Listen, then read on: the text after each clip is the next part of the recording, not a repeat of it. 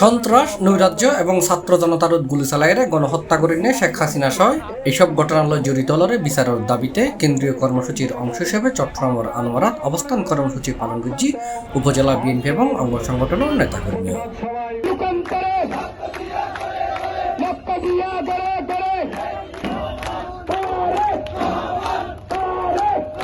বুধবার এবং বৃহস্পতিবার 2 দিনব্যাপী উপজেলার চাতুরী চৌমোহনী বাজারত বিএনপির কার্যালয়ের সামনে উপজেলা বিএনপি সদস্য সচিব লায়ন মোহাম্মদ হেলালুদ্দিনের নেতৃত্বে এই কর্মসূচি পালন করা হয়।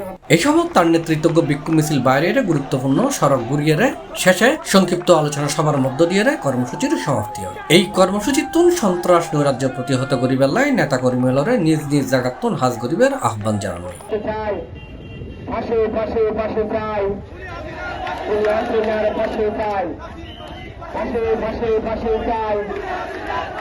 বৈষম্য বিরোধী আন্দোলন ও ছাত্র হত্যার প্রতিবাদ জানিয়ে শেখ হাসিনা সহ জড়িত দলের সর্বোচ্চ বিচারের দাবি করছে বিএনপির নেতাকর্মীও।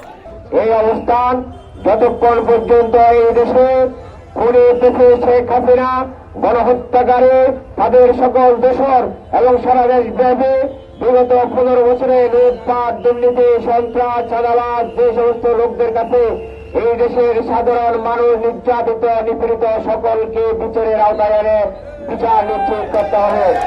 আমরা খুনি শেখ হাসিনার অবশ্যই ফাঁসির দাবি করতেছি এবং দ্রুত বিচারের মাধ্যমে তার চূড়ান্ত বিচার নিশ্চিত করতে হবে।